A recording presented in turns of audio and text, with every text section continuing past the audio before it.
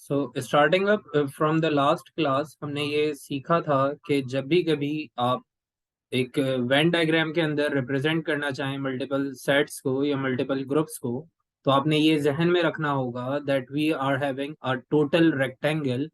और लाइक एक ओवरऑल हमारे पास रेक्टेंगल होगा, and that overall rectangle is basically representing the universal set.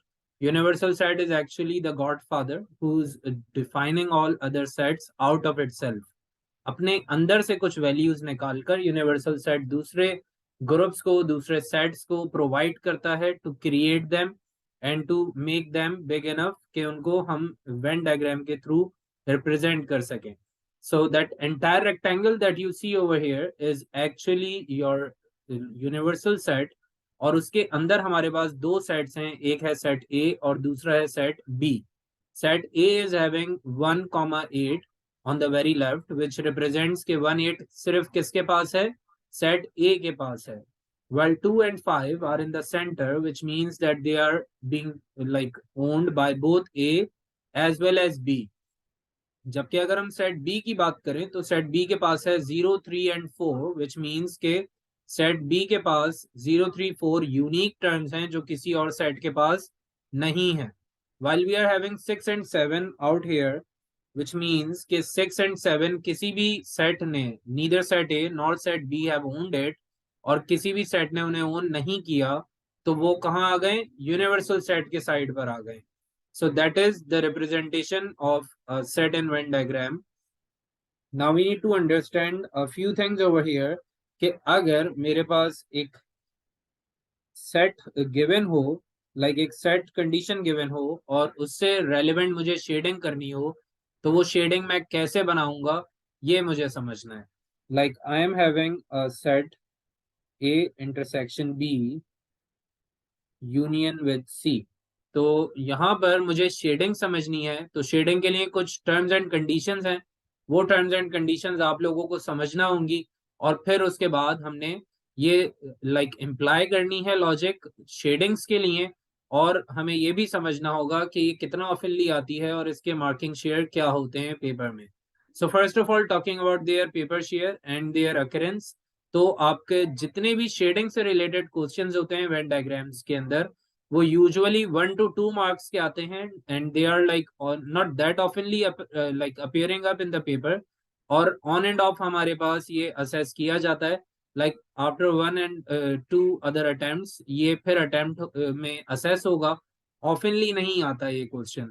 Now the good thing is कि ये हार्डली 1 से 2 मार्क्स का होता है, और इसका एक मेजर प्रॉब्लम ये है कि हमारे पास कुछ सीक्वेंसेस हैं, जो सीक्वेंसेस हमें नहीं बताए जाते, उनके थ्रू ही हमने ये करना था शेडिंग को. लेकिन स्कूल्स के अंदर वो लाइक जो आपके स्टेप्स या जो आपके लाइक पैटर्न्स होते हैं वो नहीं सिखाए जाते, जिसकी वजह से शेडिंग काफी मुश्किल हो जाती है. So let's first understand the trick of this shading thing, और फिर उसके बाद हम इसको इम्प्लाई करेंगे. तो सबसे पहला काम जो आपने करना है वो ये कि आप सबसे पहले ब्रैकेट्स को सॉल्व करते हैं. You first of all solve the brackets. Internally जो ब्रैकेट के अंदर मैकेनिज्म्स होंगे या जो सिंबल्स होंगे उनको कंसीडर करते हुए आपने शेडिंग करनी है सबसे पहले. और उसके बाद आपने सॉल्व करना है कॉम्प्लीमेंट को, फिर आपने शेड करना है यूनियन को, और फाइनली आपने शेड करना है इंटरसेक्शन को. तो अगर ब्रैकेट के अंदर भी आपको मल्टीपल फैक्शंस या मल्टीपल सिंबल्स नजर आते हैं, तो आपने सबसे पहली प्रायोरिटी किसको देनी है? कॉम्प्लीमेंट को देनी है. कॉम्प्लीमेंट के बाद आप यूनियन और फिर इंटरसेक्शन को सॉल्व करते हुए जाते हैं. यूनिवर्सल सेट के अंदर एक रेक्टेंगल की फॉर्म में आपको कुछ डिफरेंट सेट्स दिए जाएंगे, जिनमें आपके पास लाइक ऊपर कॉम्प्लीमेंट भी हो सकता है, बीच में इंटरसेक्शन भी हो सकता है, और यूनियन भी हो सकता है. Like if you see over here A intersection B given है मुझे, और साथ में यूनियन विद सी भी गिवन है. तो अब इस केस में हमें क्या करना है? हमें पहले यूनियन को सॉल्व करना होगा और फिर इंटरसेक्शन को सॉल्व करना होगा. तो अब ये समझना है कि हमारे पास कॉम्प्लीमेंट, यूनियन और इंटरसेक्शन का मतलब क्या होता है. So starting up with complement. Complement का मतलब होता है ऑपोजिट. और ऑपोजिट से हम ये समझेंगे कि मुझे जिस जगह पर कॉम्प्लीमेंट नजर आ रहा है उसके अलावा सब कुछ शेड करना है। Shade everything other than complement. जिस चीज पर, जिस सेट पर कॉम्प्लीमेंट नजर आएगा उसके अलावा सब कुछ शेड कर देंगे और उसको अनशेडेड छोड़ देंगे। So the complement means opposite and over here we shade everything else other than complement. Well, if we talk about union और intersection, तो union का मतलब होता है हमारे पास total, और union में हमें as it is छोड़ना होता है चीजों को। We don't need to erase anything out of the union symbol, और साथ में हमें complete full shade भी करना पड़ सकता है। So union का मतलब as it is भी हो सकता है और फुल शेड भी हो सकता है। अब यहाँ पर आपको ये टर्म्स या ये टर्मिनोलॉजीज पढ़कर थोड़ी सी कंफ्यूजन हो सकती है। You don't need to worry about that. हम जब इस लॉजिक को और इन सारी चीजों को इम्प्लाई करेंगे एक क्वेश्चन के ऊपर, तो फिर आपको चीजें क्लियर होना शुरू हो जाएंगी। Now over here we have intersection, जिसका मतलब एक्चुअल में हमने पढ़ा था एज कॉमन, और यहाँ पर इंटरसेक्शन का बेसिक मतलब होता है इरेज। इंटरसेक्शन का मतलब क्या होता है?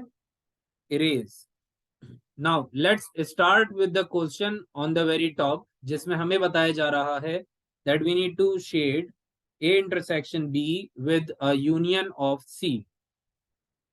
सो we have a Venn diagram over here, जिसमें मुझे एक बड़ा सा रेक्टेंगल गिवन है। तो क्या आप में से कोई मुझे बता सकता है इस रेक्टेंगल का मतलब क्या होता है? What is being represented by this rectangle? Universal set. Very good. तो ये मेरे पास आ गया यूनिवर्सल सेट। साथ में मुझे गिवन है तीन different sets. I have set A, B and set C.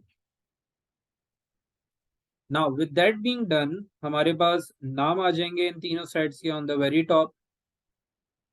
So this one is A, this one is B and the bottom one is C. और मुझे क्वेश्चन में कहा गया था that I need to shade for A intersection B union C. और मैंने आप लोगों को बताया है कि सबसे पहले किसको टारगेट करना है? ब्रैकेट को टारगेट करना है। Do we have a bracket in this question? Do we have a bracket? No, we don't have a bracket. तो हमारी जो ब्रैकेट वाली सीक्वेंस थी वो ओमिट हो चुकी है। अब नेक्स्ट स्टेज पर आएंगे जहां पर हमें कहा गया है कि भाई कॉम्प्लीमेंट को सॉल्व करें। तो इस क्वेश्चन की अच्छी बात यह है कि यहाँ पर आपको कॉम्प्लीमेंट भी नजर नहीं आ रहा। So we are only down to two of these symbols which are union and intersection. तो आपने यूनियन को पहले सॉल्व करना है और फिर इंटरसेक्शन की तरफ जाना है। तो आपको नजर आ रहा होगा that we have B union C on the very right. B union C हमारे पास राइट साइड पर मौजूद है। और मैंने आप लोगों को कहा था दैट यूनियन मीन्स टोटल। और शेडिंग के हिसाब से हम बात करें तो हम इसको कंसीडर करते हैं एज अ फुल शेड। तो हम यूनियन को क्या कंसीडर करते हैं? As a full shade. तो हम इसको एज अ फुल शेड कंसीडर करेंगे। And since we are having B union C, तो मैंने क्या करना है? मैंने बी और सी को फुल्ली शेड कर देना है। I completely shade B union C. So you would see something like this. Now that's not my concern कि हमारा कुछ रीजन जो सी में है वो ए के साथ भी ओवरलैप कर रहा है। The same goes over here कि बी का भी कुछ पोर्शन ए के साथ ओवरलैप कर रहा है। We don't need to worry about that. अगर हमारे बी को शेड करते हुए कुछ शेडिंग्स ए में भी चले जाते हैं तो हमें टेंशन नहीं लेनी है। We just need to consider one thing कि भाई मुझे बी यूनियन सी कहा गया है, तो मुझे बी और सी को कंप्लीटली शेड करना है irrespective of their shadings going on to the other part. अब फिलहाल मेरा ये कंसर्न नहीं था कि मुझे एक ही तरफ शेडिंग जाते हुए नोटिस करना है या नहीं। So I don't need to worry about that. I have got my first part correct, that I have completely shaded B and C. B union C की वजह से मैंने बी और सी को कंप्लीटली शेड कर दिया है। Afterwards I came across something like this. A intersection with B union C लिखा हुआ है, तो B यूनियन C मैं पहले ही शेड कर चुका हूं, और अब मुझे कहा जा रहा है that I need to shade intersection of A as well.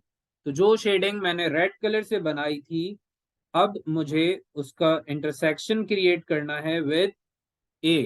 तो अब मुझे A के साथ इंटरसेक्शन क्रिएट करना है। इंटरसेक्शन का मतलब होता है कॉमन, और शेडिंग की क्यूरीज के अंदर इसका मतलब होता है इरेज।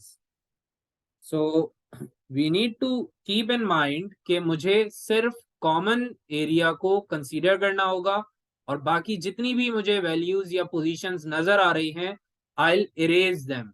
तो मैं क्या करूंगा, मैं कॉमन एरिया को लीव ओवर करके, लेफ्ट ओवर छोड़कर, बाकी सारे रीजन्स को इरेज ऑफ कर दूंगा। So I remove all the other shadings except for the region which is in common with A. तो आप अगर ए को नोटिस करें, we have A over here, और ए के राइट साइड पर जितनी भी आपको शेडिंग्स यहाँ पे नजर आ रहे हैं, we would pick them up and remove them completely.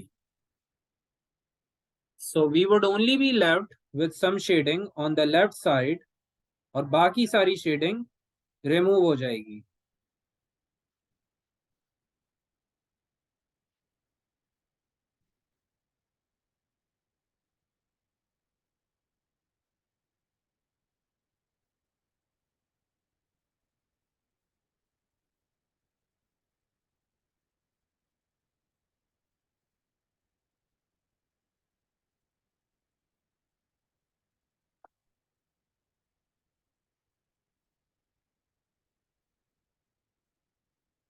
Okay, we'll wait for a minute for the azan to finish and then we'll continue.